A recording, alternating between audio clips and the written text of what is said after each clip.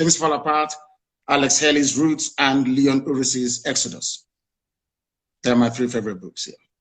I've read a lot about your religious beliefs, but could you tell us about your faith? I worship the one true God in heaven that incidentally every religion on this earth believes, or should I say, worship as well. I believe I am a follower of Yeshua, Jesus Christ. I believe I worship where Jesus worshipped. I worship the same God that Jesus Christ worshipped. I praise the same God that Jesus Christ praised. And one of my favorite prayers actually was the prayer that Jesus prayed when he was asked to teach the disciples how to pray. And he said, "Our Father who art in heaven," which goes to confirm the supremacy of Almighty God in heaven, bar none, the name above all names. And it is exactly the religion of my forefathers. My ancestors worshipped God and God alone. We answer Wachuku. From the names we give our children, we glorify God. And if you go to my village right now, all you hear about Ikechuku or the Nakachuku, everything is about God. So I don't need to be tutored or to be told by anybody who God is, because God is ever present in our lives, and that is the God that I worship. Sometimes people tend to mistake it because the only modern interpretation of that very religion is Judaism. The only modern interpretation of this ancient religion is modern day Judaism. So that is why I tend to gravitate towards Judaism. But as I said, I am a follower of the teachings of Jesus Christ. But I practice Judaism in the main. I was privileged to meet the late Chief Chukwuemeka Odumego Ojukwu in his lifetime. In fact, OVATION had exclusive access to his wedding, to his wife, Lady Bianca. What was your relationship with him? Did you ever meet him? And did you draw inspiration whatsoever from him? Yes, he is our eternal leader. And that was the title that I gave to him in recognition of the very stellar work that he did, trying to save a people that didn't want to be saved. And also, I had come in contact with him in London. We invited himself, Peter Obi Chekwasokore, to come to London. That was in the year 2002, if I'm not mistaken. And I consider it an honor that where he stayed, the hotel he stayed in London, I paid for it. So I had sat with him on a few occasions and benefited from his immense counsel. The reason why we want to honor him by restoring Biafra. And only then will the whole world know in how much esteem we actually hold him. To us, he's an icon. To us, he's our Moses. To us, he is the forebearer. To us, he is everything. And Ojukwu to us, it means a whole lot more than people can ever imagine. And the few times that I sat with him and he spoke, he said a lot of things. In fact, the role that the British played during the war, he was the one that made me to actually realize what they did and the need for us to be very careful. The journalists that were interviewing him, especially from BBC, in their typewriters were, should I say, listening devices that were transmitting everything Ojukwu was saying all the way back to London. And that made it possible for them to sabotage that very effort, or should I say, to undermine it, especially what transpired at Aburi, that we now have the tapes and records of. So I sat with him and I discussed with him, and it was very, very informative, very, very fruitful. And I learned a lot from him, something that will continue to guide me as we proceed on this very important and critical journey towards the restoration of Biafra. Fantastic. Now we'll get to the area of my bazookas. Now it's time to fire a few bazookas at you. Go ahead. You've been seen by many as waging a war against your country, Nigeria, by seeking a Biafran nation. What led to your decision? First of all, Nigeria is not my country. I was born a Biafran. My birth certificate reads Biafra, and no one has ever changed that. The fact that I was at some point or the other in possession of a Nigerian passport does not actually confer upon me their citizenship. I saw the Nigerian passport as a mere travel document because my birth certificate issued at the time of my birth reads Biafra. Nobody of a sane mind will condone or accept what is happening in Nigeria. I believe that genuine attempts have been made in the past to try to remedy the wreck that Nigeria is today, but there was a palpable unwillingness on the part of the powers that be to do something about it. I detest suffering and pain. I hate to see people suffer. I hate to see people in pain. The only thing that propels me, the only thing that drives me towards this very agitation is not born out of hatred for anybody, but a desire to test freedom in our time. Nigeria was not constructed by a Yoruba man. If it were, I would have perhaps accepted. Nigeria was not created by a Fulani man. If that was the case, who knows, I may accept. Nigeria was not created by a Hausa man either. It wasn't created by a Nupe man. It wasn't created by a Gwari man, never created by a Jukun man.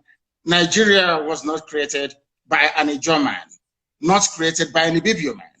Nigeria was created by a white man and named by a white woman. The name Nigeria means awful, bad, evil. It means nigger, which is a swear word, is a slur in America. If a white person calls a black person nigger, they might end up in jail.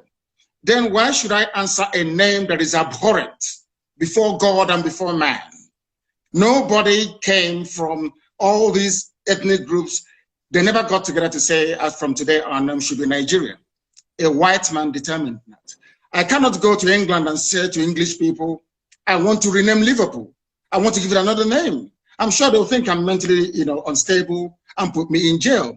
Now, the problem is this. Why should Africans accept the name Nigeria? It doesn't mean anything in Yoruba language, doesn't mean anything in Hausa language, doesn't mean anything in Igbo language, but yet we are Africans.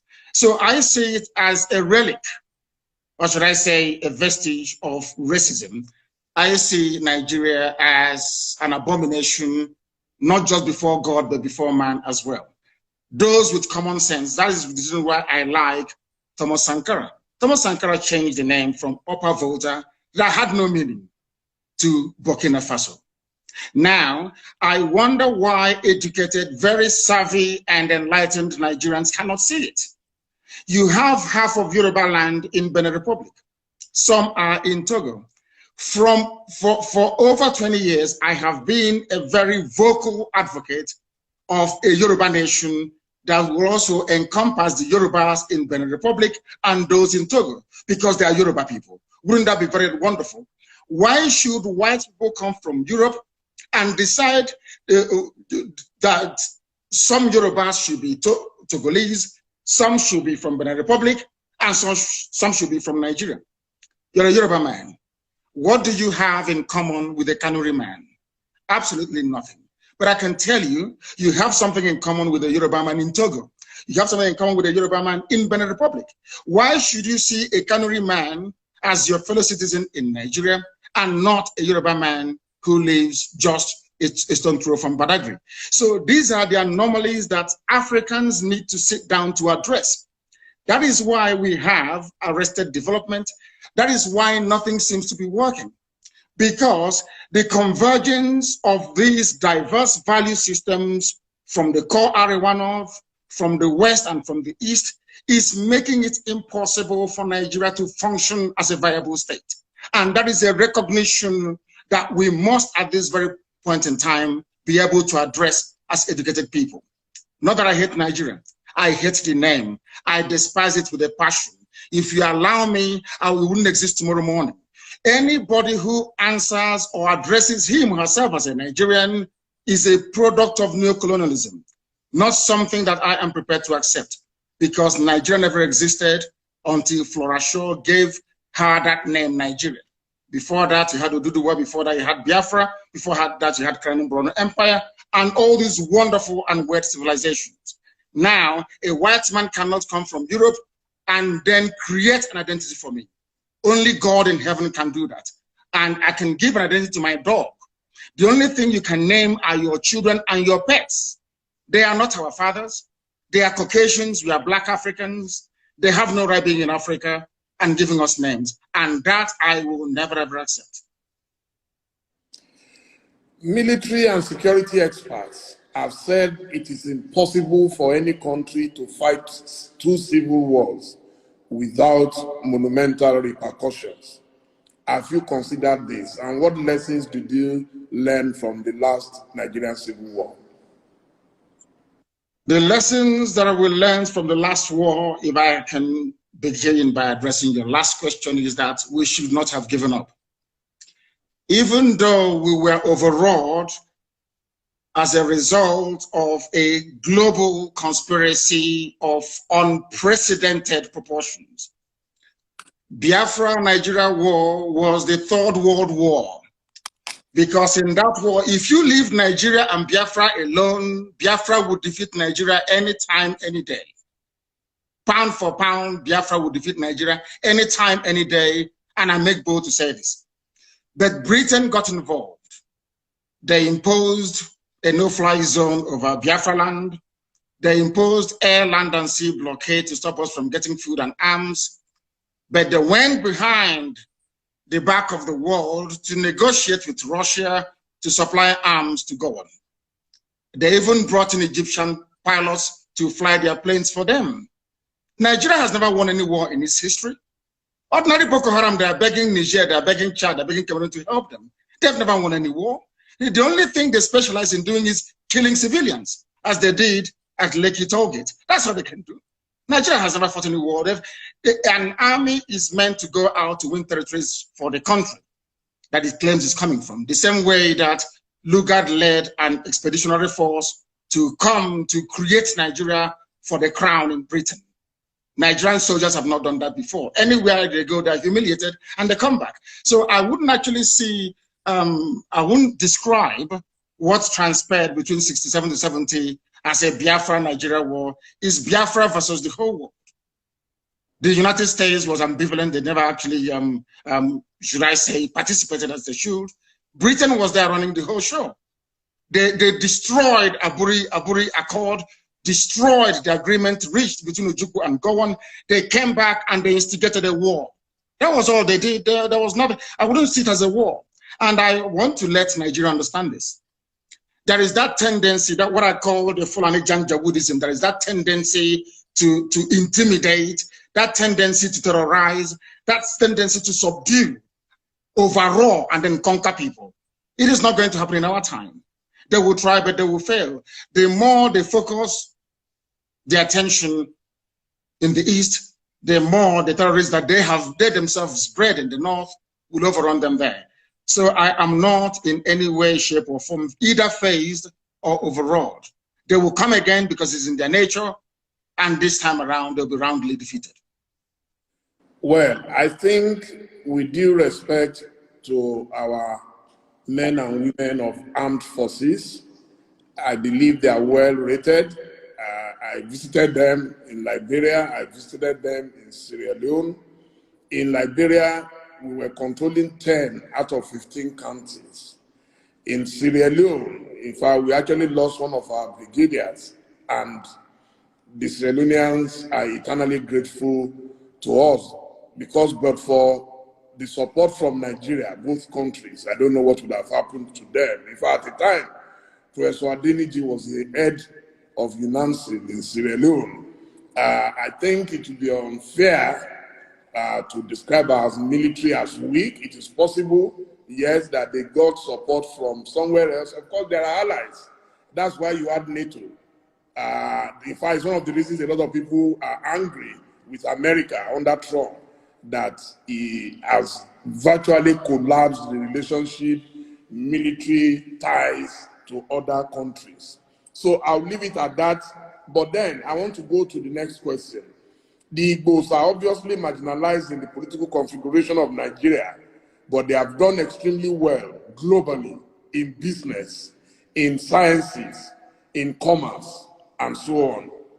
Won't they risk a lot of these spectacular achievements if you decide to go the way you want to go?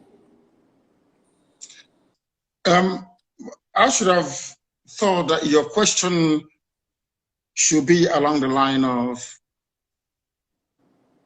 had those people been in Nigeria, don't you think that Nigeria would be a better place?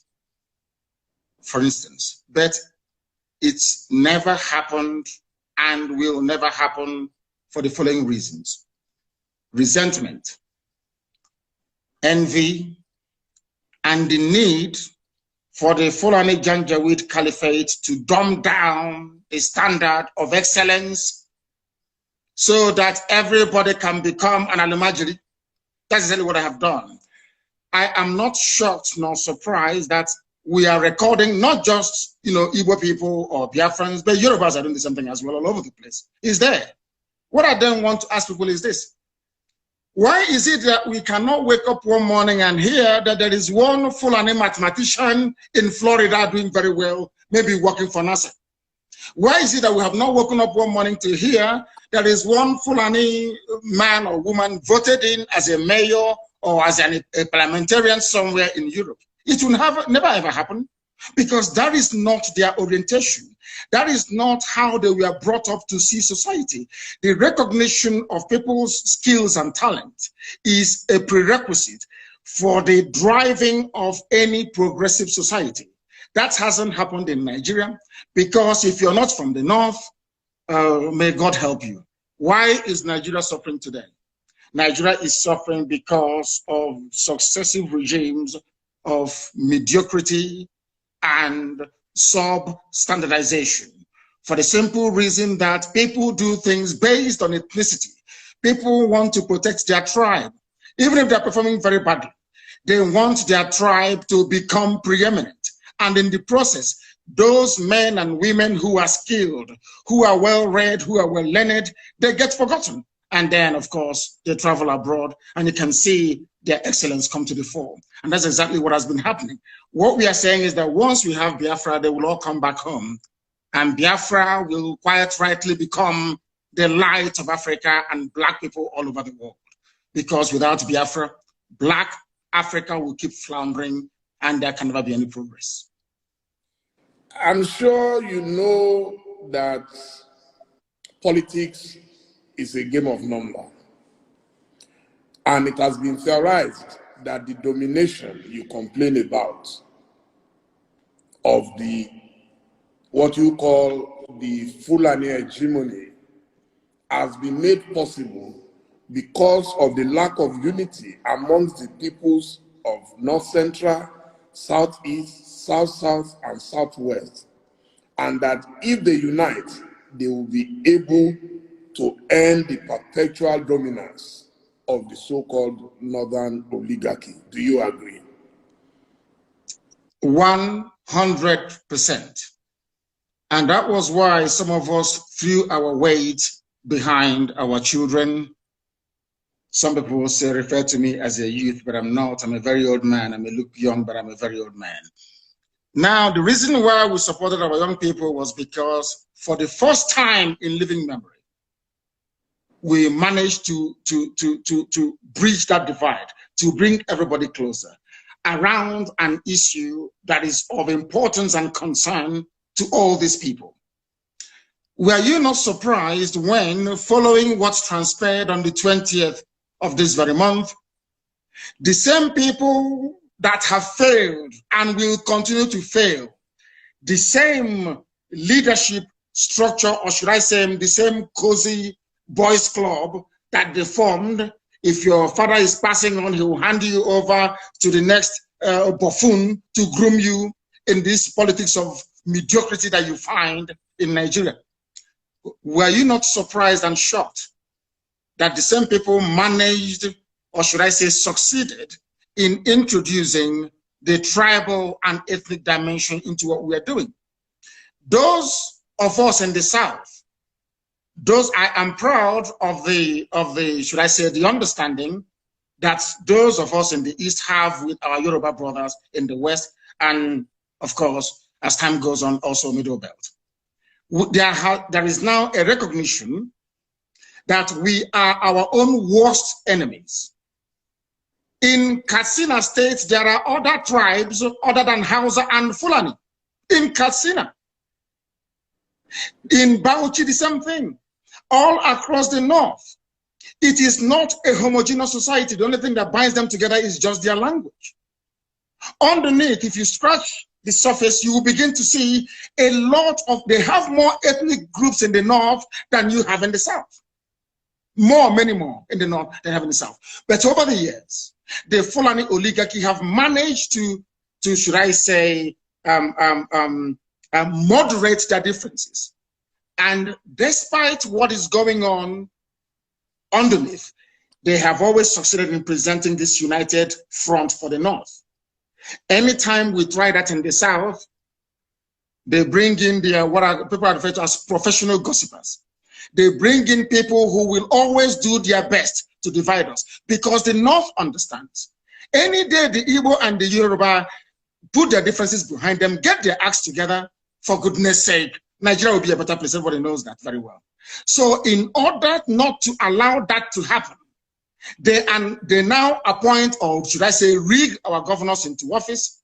They go to Ohanese, they bribe a few people to go to Afenifere, they identify one or two people to, should I say, to groom, to do their dirty jobs for them.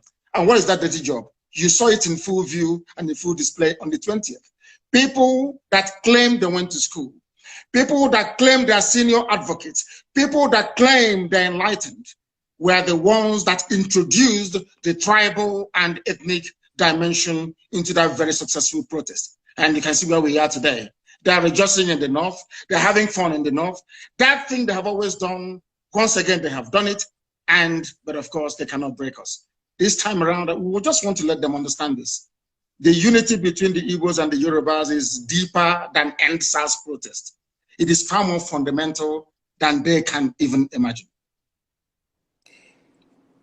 Now, is Biafra your only option, or you are willing to work with other so-called oppressed peoples to form a union like it is in the United Arab Emirates? Everything depends on what the people want. I am a Democrat. I am a Republican by genetic disposition. Anything the people want is what they're going to get. My dream and my mission is Biafra. Let's say during a referendum, people decide we want to be, yes, Biafra is good. We can answer Biafra within a union that comprises of Middle Belt, of Oduduwa and Biafra with a new name. Who am I to say no? I'm a Democrat. Whatever the majority decides is what I'm going to do. But as for us, we are pursuing Biafra. And I will also help the Oduduwa people to pursue the Oduduwa Republic. I will help the Middle Belt to do the same. But one thing is paramount. Should our people decide at a referendum or plebiscite to say, we want to maintain a semblance of union with Oduduwa and the Middle Belt, who am I to say no? I am a Democrat and I will go with it. But my primary concern now is the restoration of Biafra. An audio surfaced recently, I think about 2 weeks ago.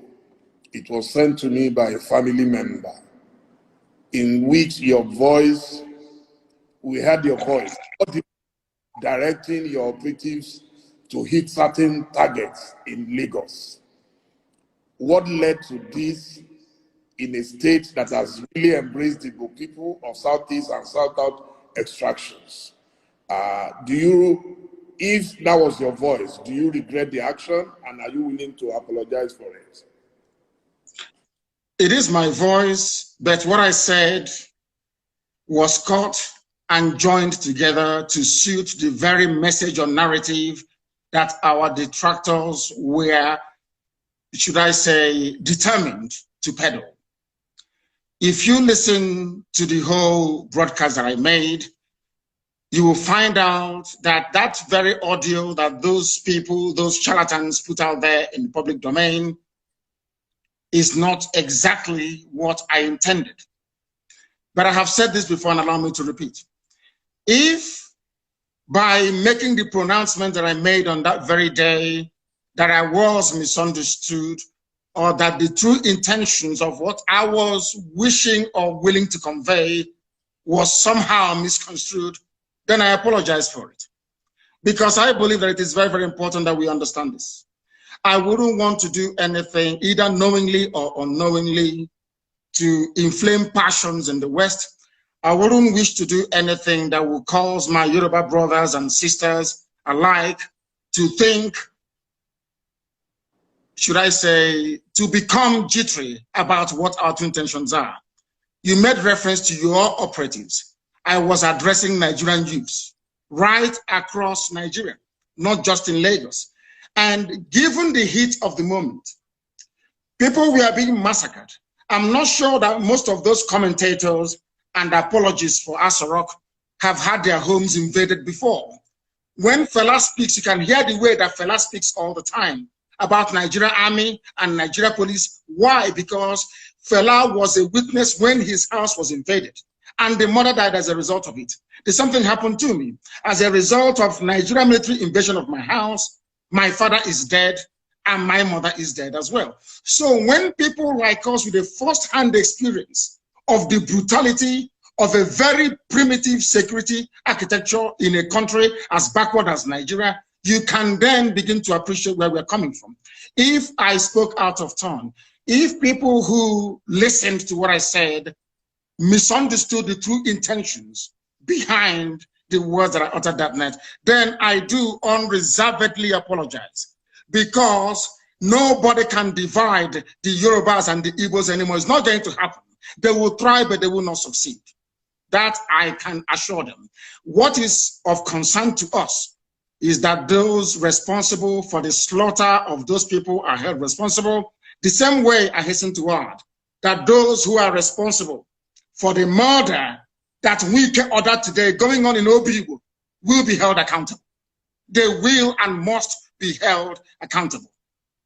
I do apologize if I offended anyone, but no offense was intended in the first place. I gave an order to Nigerian youths right across the board to do what they did because the Nigerian state is evil. They believe in killing their own children. They believe in suppressing free speech. They believe in breaking up peaceful assembly with the use of force. That type of nonsense must come to an end, and they must be taught a lesson, and that was exactly what we did. Okay, let me confess that it was actually that audio that led me to looking for you. You see, I believe that journalists must help their nation to understand some certain people and personalities like yourself.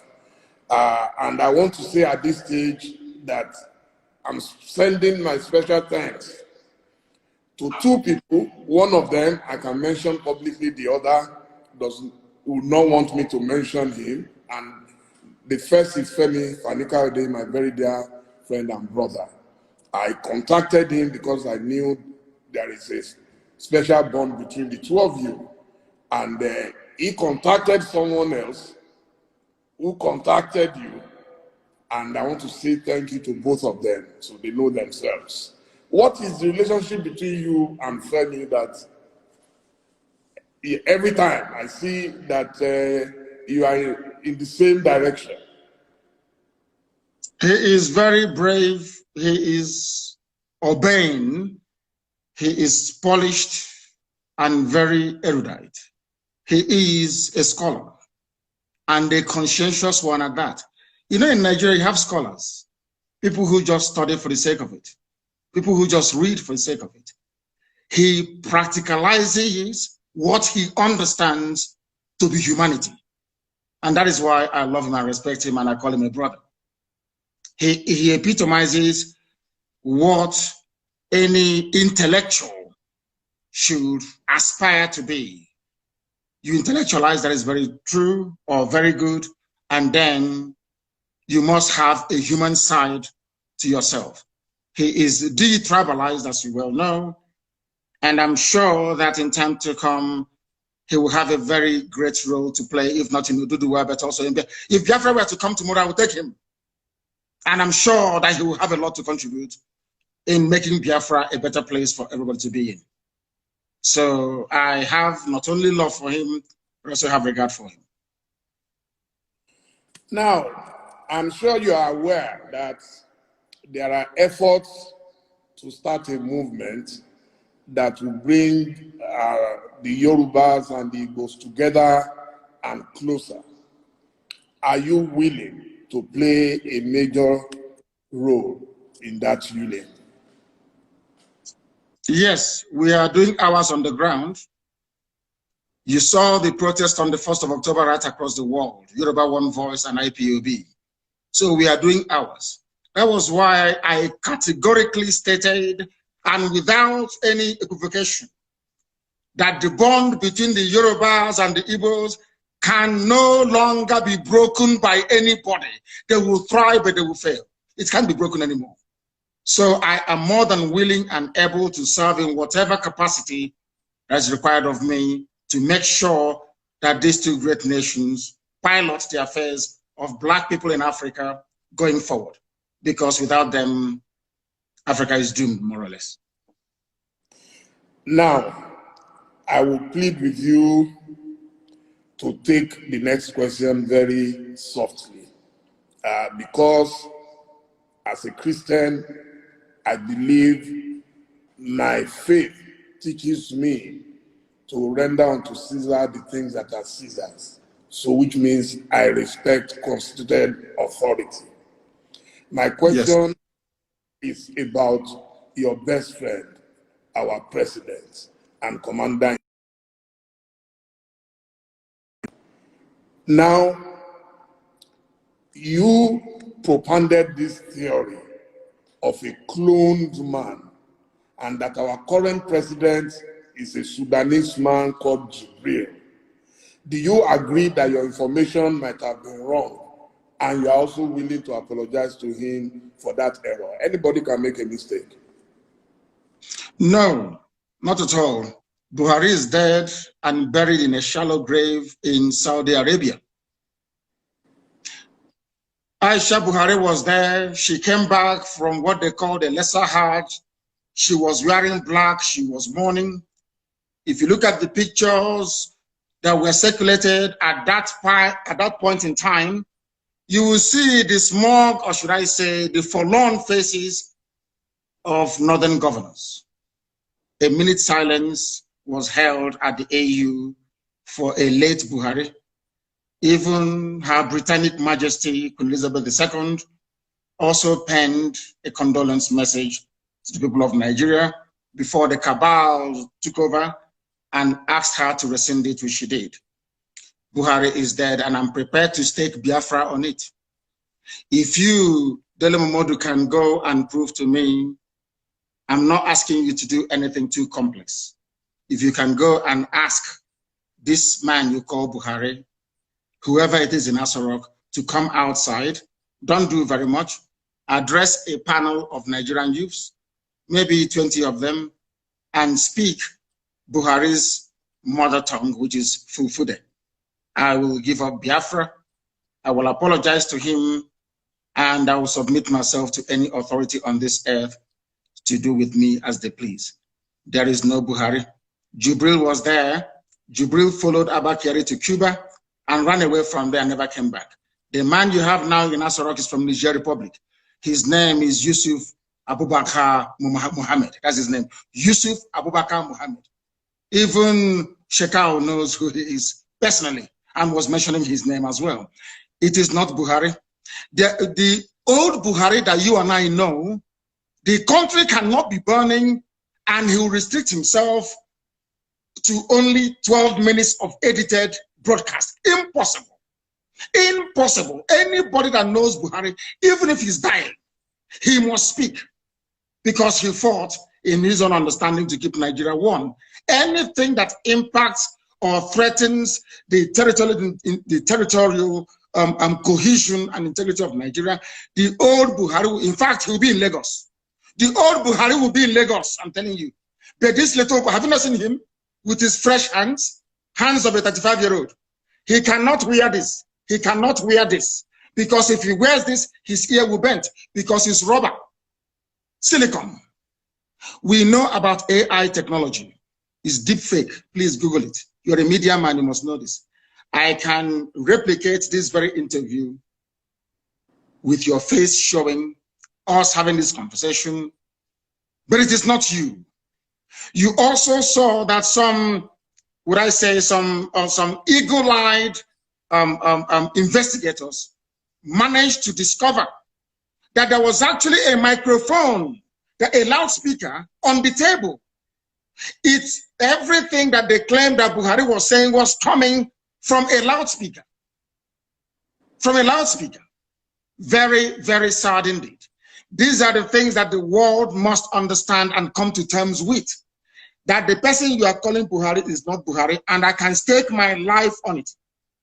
If he comes out tomorrow and takes, or should I say, address any press interview live without Garba who doing this, telling people to cut. If he can come out tomorrow, a panel of journalists will, in fact, no, not journalists because some of them are corrupt, youths will address him. There and then you will know that Buhari is no more. There is no Buhari. No country. How can you have a country you claim you're proud of, and that country is run by 10-minute video recorded every 4 months? What sort of country is that? Every 4 months you issue a pre-recorded video to address 200 million people. What an insult. What an insult. In a time of crisis, there is COVID-19, people are agitating, they're very restive. The only thing you can do is 10 minutes video. Laughable and absolutely absurd. And no sensible person should be able to tolerate it. Buhari is dead, and I stake my life on it. Please don't stake your life on it, because I am very, very convinced that he is alive. I have been meeting Buhari since 2010. Okay, and the last time I met him was 2 years ago inside Aso Rock with a former president of Africa. I met him, we interacted, he cracked jokes with me, he even said, Dele, seems you've added weight. I am telling you that I am not foolish not to know the person I've been seeing for 10 years. I've worked closely with him on his campaign, and yes, you could have your theory why you think. You see, my own theory is different. Because he was very sick, a lot of people thought that he would die, and God restored his life. And I think that is why you think he is dead. I am personally convinced that he's alive. I believe that a man like President Olusegun Obasanjo will not go and hold any meeting with a cloned president of Nigeria. If I can't vouch for any other person, I know that Obasanjo will never agree. He will talk. There is a saying where I come from, Dele. If you see something that is greater than your farm, you sell your barn where your harvest of yam is, where you store your yam. Because that is the greatest thing that any Igbo man has in the olden days. If you see something that is greater than your farm, you sell your barn. And you could be a robber. They do not want to expose that the fact that Buhari is dead, because everybody depends on the oil and gas coming from Biafra land. Without oil and gas, Nigeria will be worse than a banana republic. There will be nothing happening there. Nigeria runs what is called a rentier economy. You sell oil and gas to import everything you need, including toothpick, including Indomie and pasta. So what is called the Doctrine of Stabilization. If you come out and you announce that Buhari is dead, there will be pandemonium everywhere. In fact, the US government feels that if they allow a precipitous collapse of Nigeria, it may impact the wider region. That is what the Africa desk at the State Department has been doing for very many years. So if you expose the fact that Buhari is dead, it will cause pandemonium and there will be regional destabilization. And you will have a whole load more of foreign terrorist groups to contend with. Now you have 7. Many more will come up. They do not want to turn northern Nigeria into another Yemen, Afghanistan, or Syria, or Somalia, for that matter.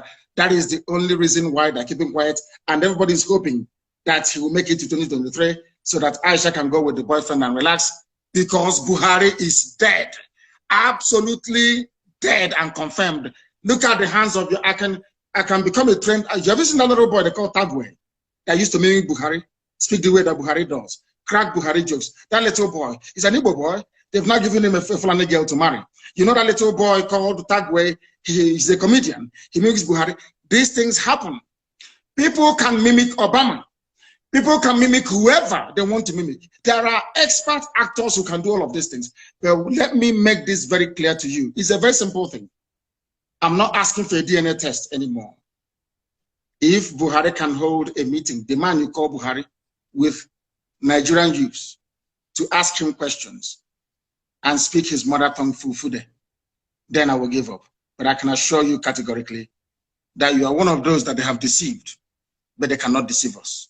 It was a well choreographed, well planned, and executed with military precision. They knew what they were doing because Britain is in charge. Britain is in charge. The same way they took charge of the NSAS protests. You were there, you were watching.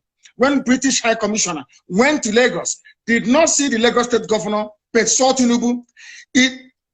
Not up to 48 hours, the army came and started shooting. And now, as they say, the rest is history. The people controlling you are those that created you. The people that made you a Nigerian are those now in charge of your lives. You are not in charge of Nigeria. They are, and are the ones running the show. And maybe next week, you get another 10 minutes video recorded. The old Buhari couldn't have done that. Ask Obasanjo, how many times did you allow them to broadcast a recorded speech in a time of national crisis? How many times? Obasanjo will tell you no. Jonathan, the same thing. Only this thing that they put up there. Now, I will ask you to put on your face mask. Put it on. Put on your face mask. Let us see. Do you have one with you? Yeah. Ask them to bring it for you. Put it on. Your ear will not bend. Your ear can never bend. It's impossible because you're a human being. You have cartilage in your ear. But if this ear is made of silicone, as the one that Aisha's boyfriend is wearing, once you put on mask, your ear will bend. Simple. And that is why we have common sense and brain. Keep asking yourself. They took a picture with Jonathan, with everybody, with Yemi Osinbajo. None of them had their ears bent. Only Buhari's ears were bent. Others were wearing the same mask, but only Buhari's ear was bent, meaning that it's made out of rubber, silicone. He's not the person that's not Buhari can never ever be. Please go ahead. Okay, so do you have a map for Biafra? Where will it start from and where will it end? First of all, do you know that if I ask you now, Dele, how many states do you have Igbo people in Nigeria? How many states would you tell me? It's a simple question. You're a journalist. I would say everywhere. No. I mean where they are indigenous to, where they come from. There could be Igbo people in Lagos. They're not from Lagos. They're Igbo people. If I ask you right now, how many states in Nigeria do you think that Igbo people are indigenous to? How many would you say? 5 Southeast states? After all, that is the Igbo territory. Is that what you would say?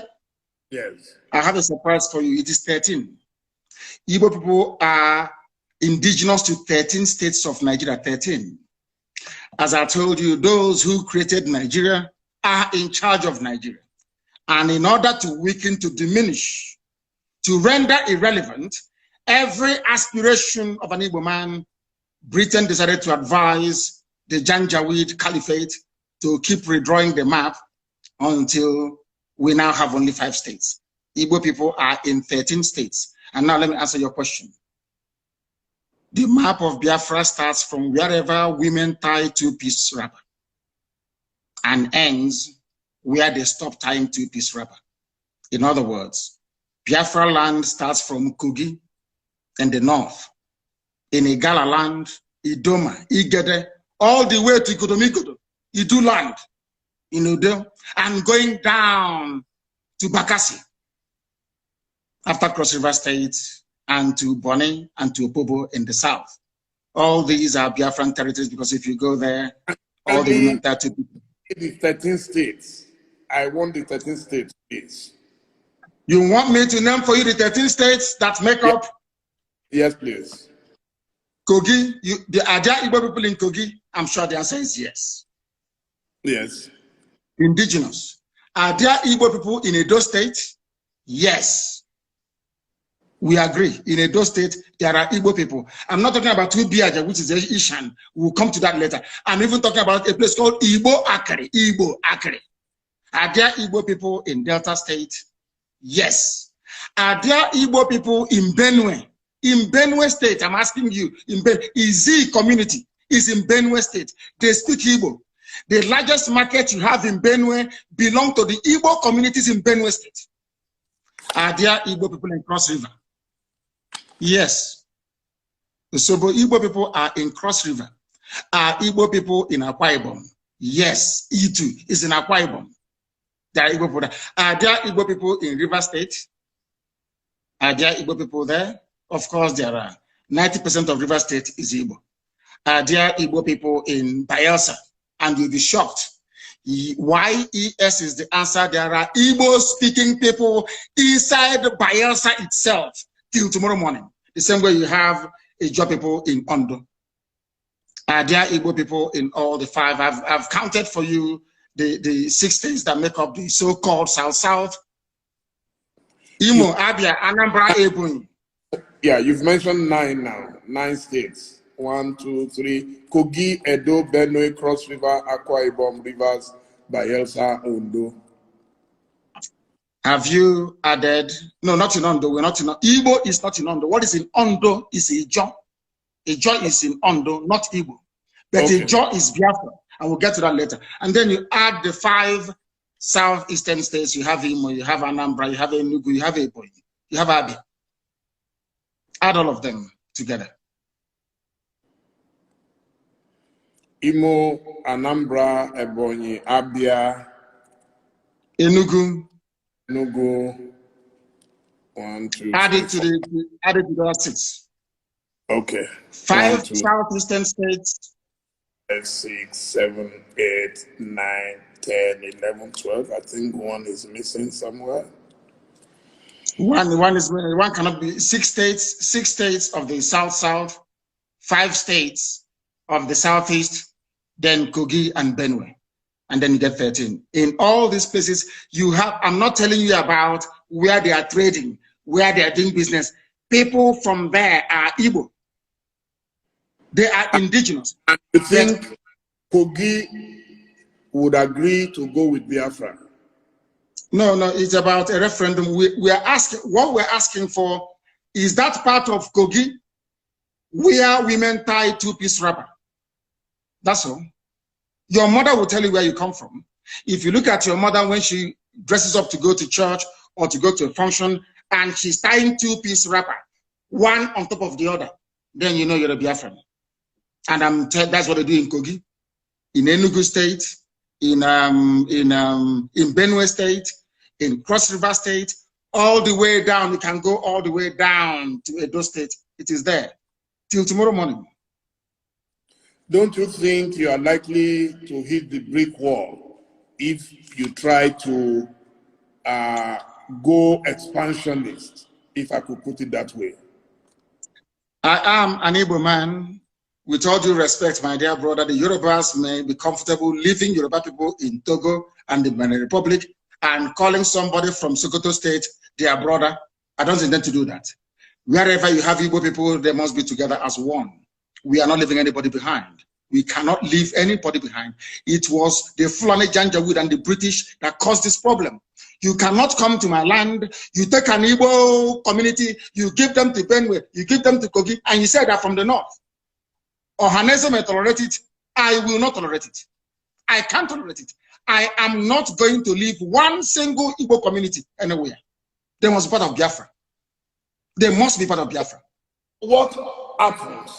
Let's say the other people that you are fighting get provoked and they decide to call you bluff and say, okay, Igbo people in Kaduna, in Katsina, in Sokoto to detend Israel. How will that fit into your plan? Quite frankly, before you answer, let me do it as a double warning. And what if the Igbos in those places say they are not interested in joining you? Hallelujah. We say good riddance. Everything we are doing is based on the consent of the people. There must be a referendum, or should I say referenda, which is the plural, right across the board. We are going to ask people, ethnicity by ethnicity, where they wish to belong. If they say we want to be part of the Janjaweed North, where once in a while you lose your daughter, your wife could be raped, oh, well and good. We let them go. I am a Democrat. I'm not going to force anybody to do anything. And Biafra must come via a referendum. People must agree to it. We are not forcing anyone to do anything. Everything we are saying and doing is geared towards one outcome, a referendum. If they agree, fine. If they don't agree. So who is going to organize this referendum that you've been talking about? The United Nations will have to organize it at the right time. They will. If it is not organized, what is your plan B? We continue with civil unrest and civil disobedience, boycott of elections. As one of our great heroes said, we will boycott all boycottables until we get what we want. The British never wanted to leave Africa, but they did. Russia never wanted the Soviet Union to break up, but it did. Serbia never wanted Yugoslavia to break up, but it did. Sudan never wanted South Sudan. They never wanted South Sudan to be free. They are free today. Ethiopia never wanted, excuse me, Eritrea to be free, but today Eritrea is free. So that tells you all you need to know. It is not in their hands because you know what?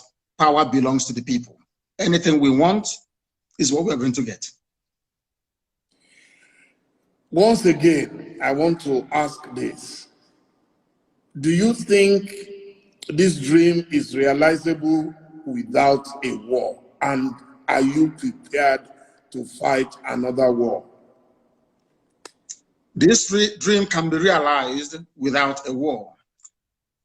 And let me put it this way, as soon as the people, the various ethnic groups in Nigeria realize what Nigeria means to each and every ethnic group, they will subscribe to our position.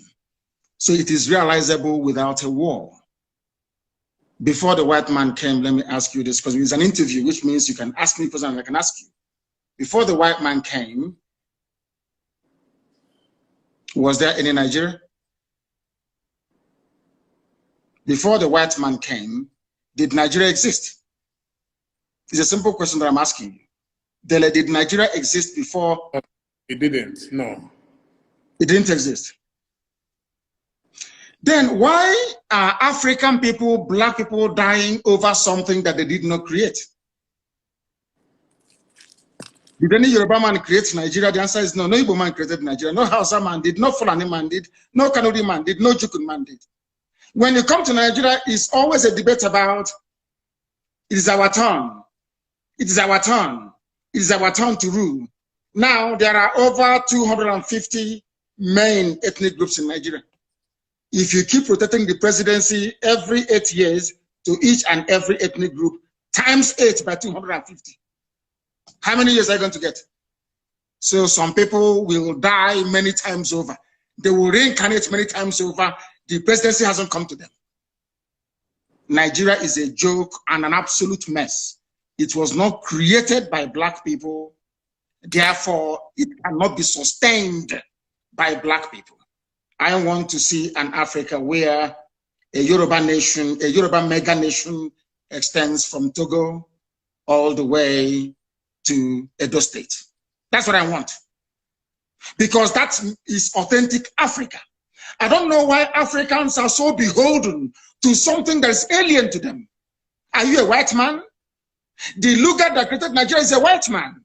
What are you doing as an African defending something that a white man created out of, should I say, a racist intent? Nigeria was an ordinary company, Royal Niger Company, an ordinary business venture that the British converted into a nation. And Africans are killing themselves, trying to maintain something that a white man created. Sometimes I wonder what type of God made African people. I don't understand it. And that is why you have this neo-colonialism. That is why the British High Commissioner had to go to Tinubu to ask him, how do you end this protest? Because if this protest continues, you're jeopardizing our oil. Nnamdi Kanu can use it as an advantage to go and get Biafran. They asked the army to go in and kill people. You people are being ruled by your colonial masters. Your fate is not in your hand. You're in a country that is 60 years old, so to speak. There is no electricity. If I am a Nigerian, I can't come out and say I'm a Nigerian. I'll be ashamed of myself. For 60 years, you have no electricity. For 60 years, no good roads. For 60 years, no good schools. For 60 years, your politicians are traveling abroad for medical treatment. I ask you, what is there to be proud of about Nigeria? Name one thing you can be proud of. Name one thing. It's a question I'm asking you, Dele. Tell me one thing you can be proud of in Nigeria. Nigerians are amongst the brightest people in the world, including the Igbo people, of which you are one. You're a very brilliant man. That is Nigeria in your DNA. I was born a Biafran, not a Nigerian. Nigeria is a historical mistake. Was there a birth certificate at that time that wrote Biafra on it? Of course, yes. You want me to show you? I will show it to you. I can email it to you. It's not here with me right now. I can email it to you. My person is Biafra. I don't mind. I will email it to you. So you see, what I'm asking is, if Nigeria never existed until the white man came, why are you as a black African man defending it? What's a white man created? Why?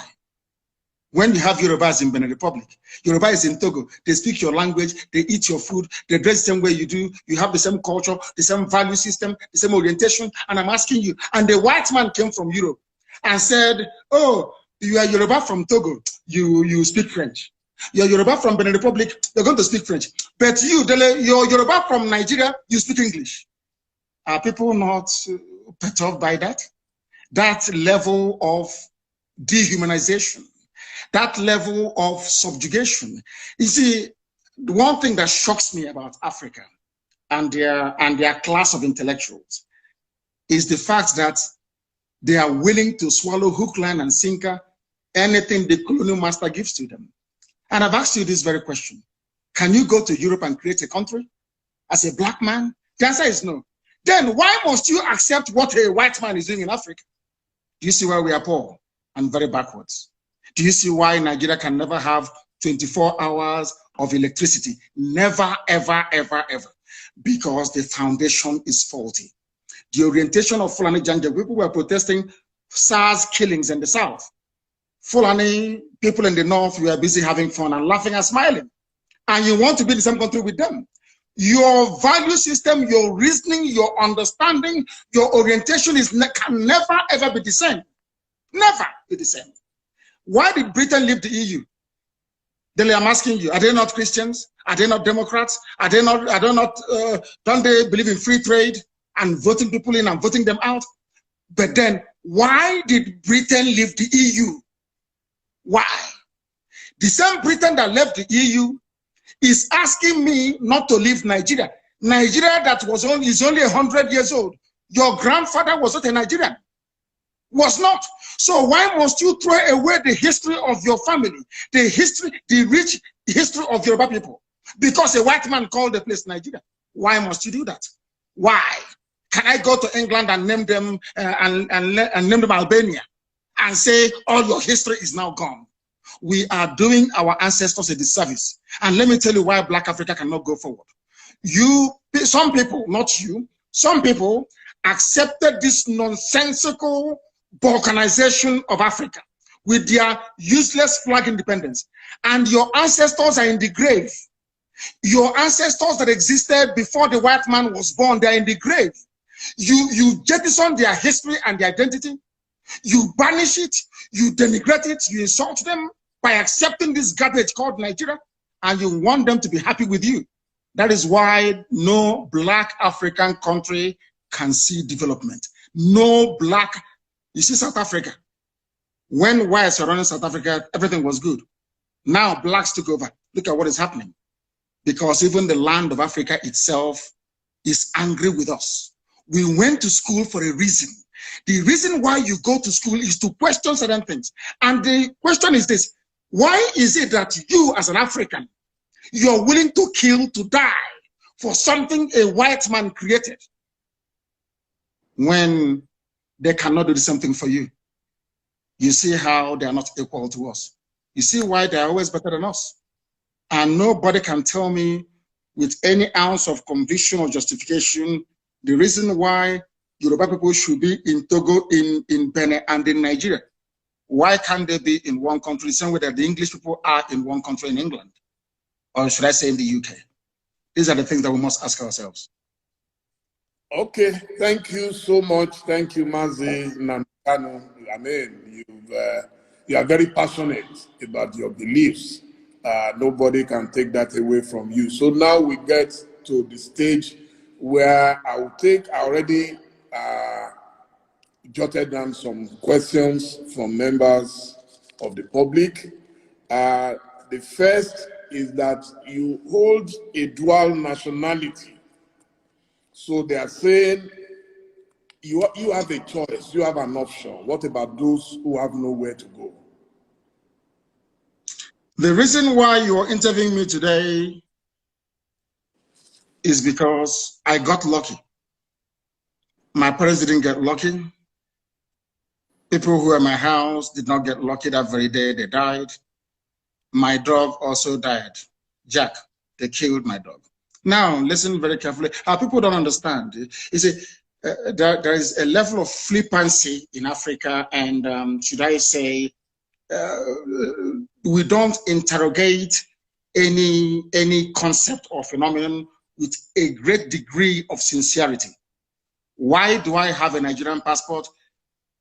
The same way that Awolowo, Chief Obafemi Awolowo, held onto a British travel document. Did that stop Awolowo from fighting for Nigeria to be independent? I'm asking you a simple question. Did that stop him? Awolowo went to Glasgow to study. A British document. Exactly. He traveled abroad. Awolowo traveled abroad to study. He read economics in Scotland, and he came back, probably even on British scholarship. The fact that Awolowo was availed of free education in England and traveled to England by ship in those days with British papers, did it stop Chief Awolowo from fighting for independence of his people? And I must say, he was a lawyer. Thank you. Sorry, I do apologize. I do apologize. He was a lawyer as well, but he also read economics. Do you know he read economics as well? He also read, he's a lawyer. I agree. Now, I'll ask that question again so you answer so that the whole world can hear. Yes, the fact that Awolowo went to England and studied, or let me say Britain and studied, United Kingdom, came back, became a lawyer and an economist. Did that stop Chief Awolowo from campaigning for independence from Britain?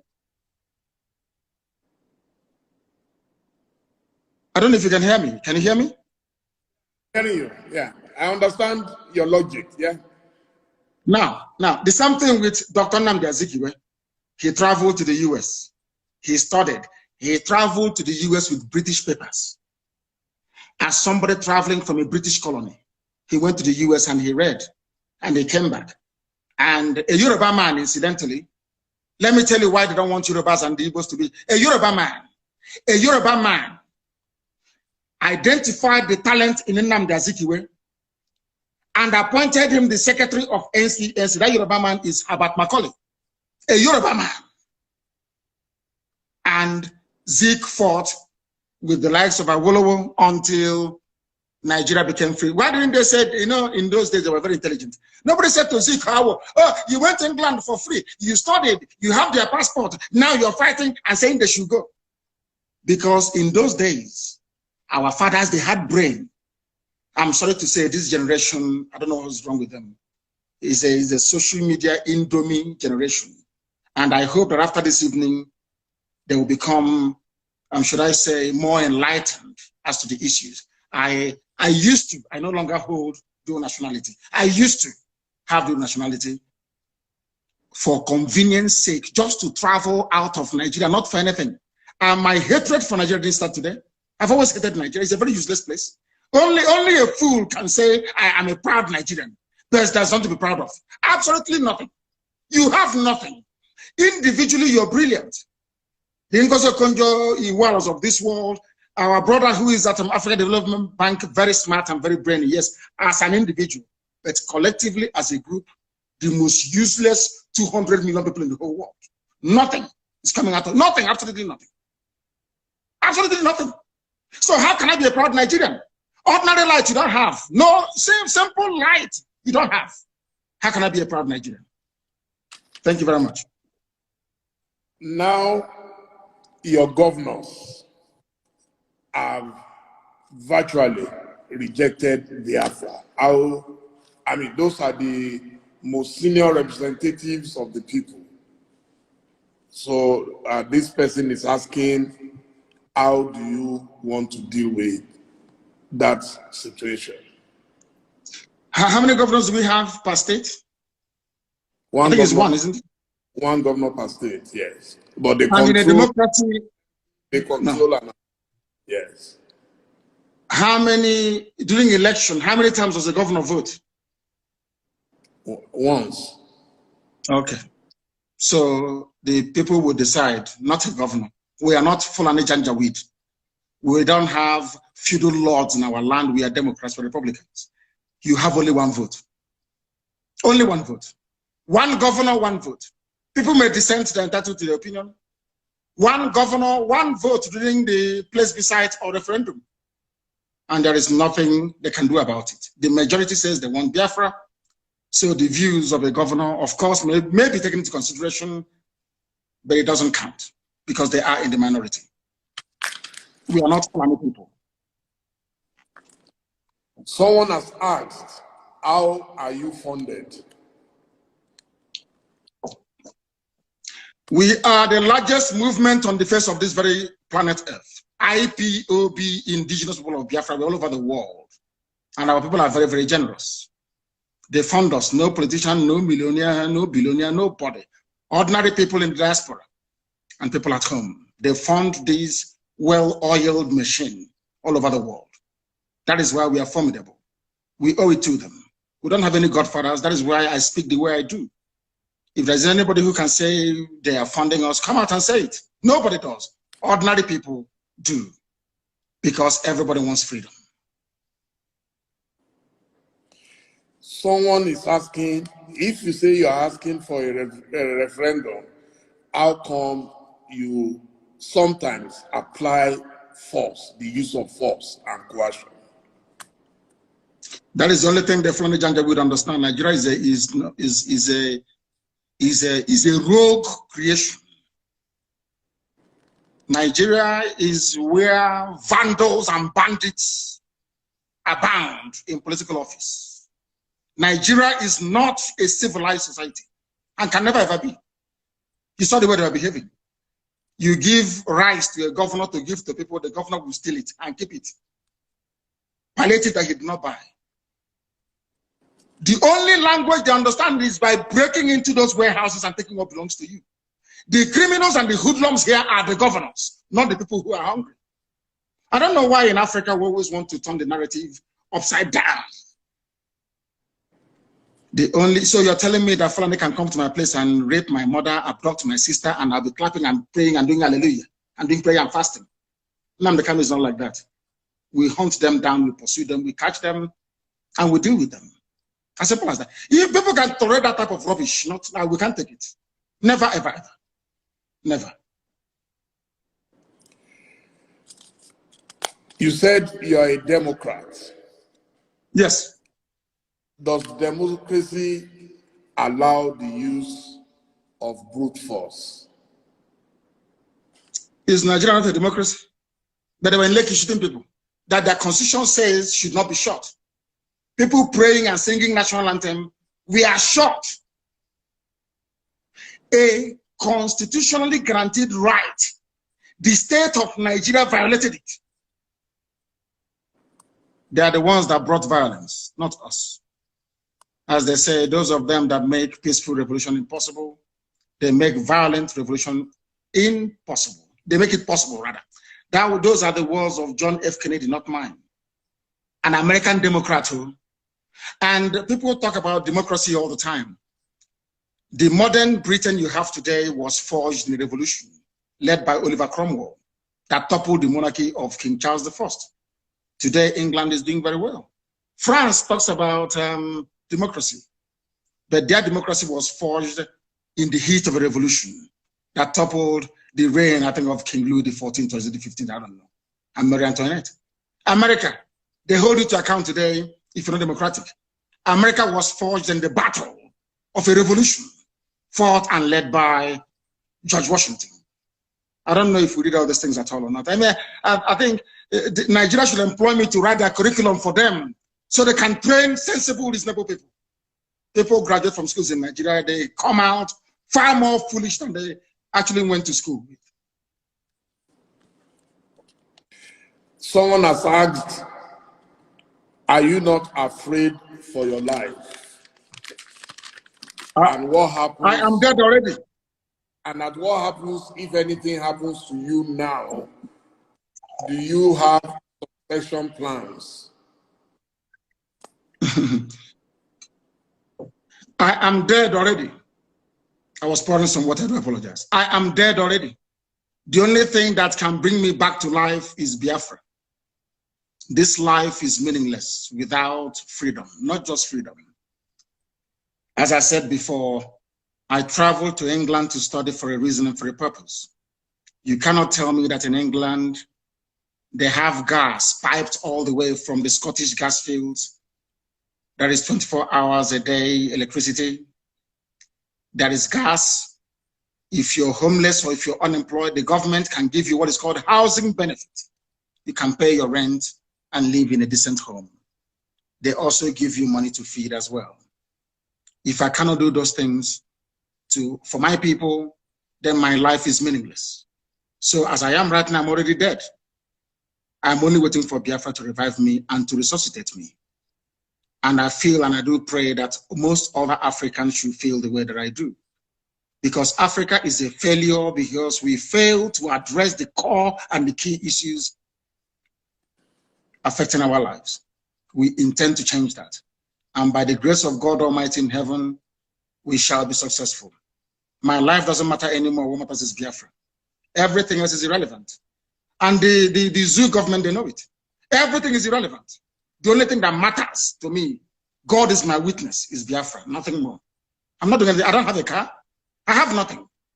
The only promise I said to God is, give me Biafra, that's all. I don't want anything else. What am I doing with money? What am I doing with cars? I don't need them. The Biafra I do need.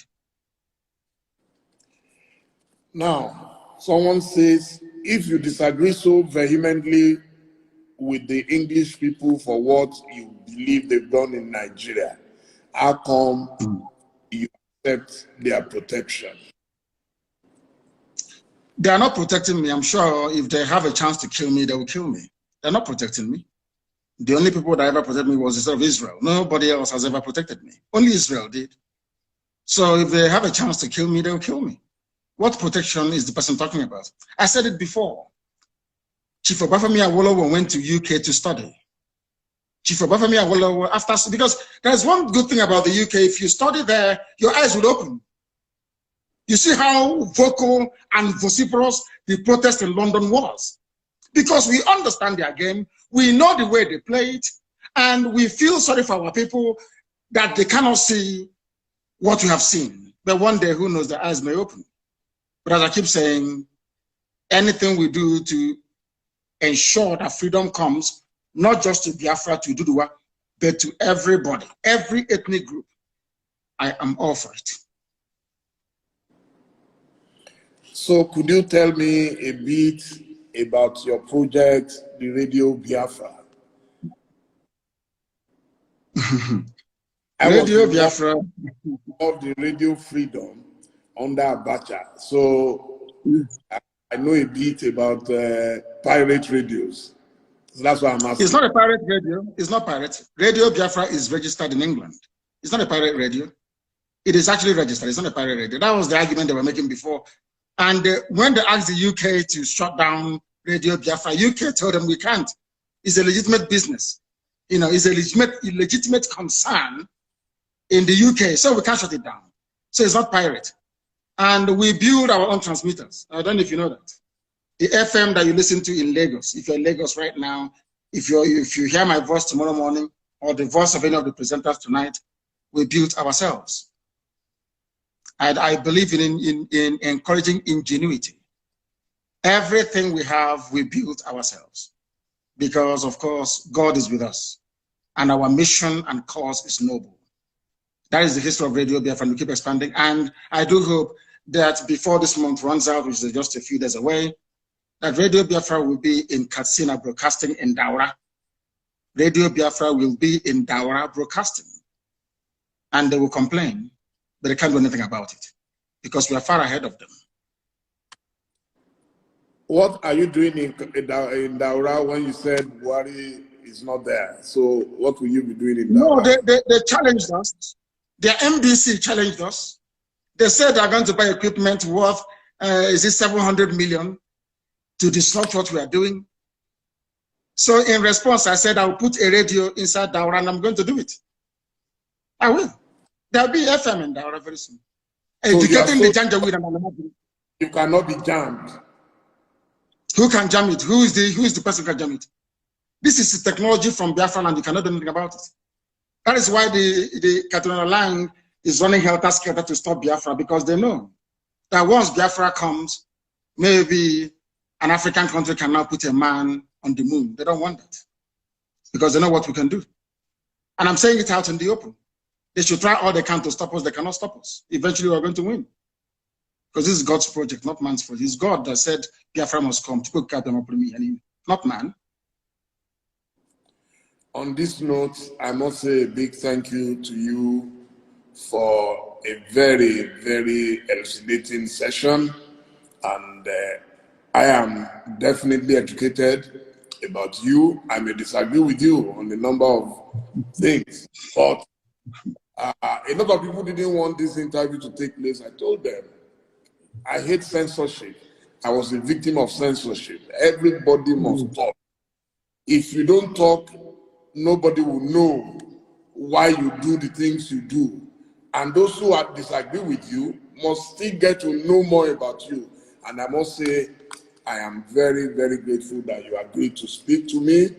And I hope very soon again, when we have cause to speak to you, at least now we've established this contact. And I really appreciate your agreeing to talk to me. Thank you so much, Mazi Nnamdi Kanu. Thank you, Dele. Thank you very much. Thank you very much. And thank you for having me. Thank you. Thank you.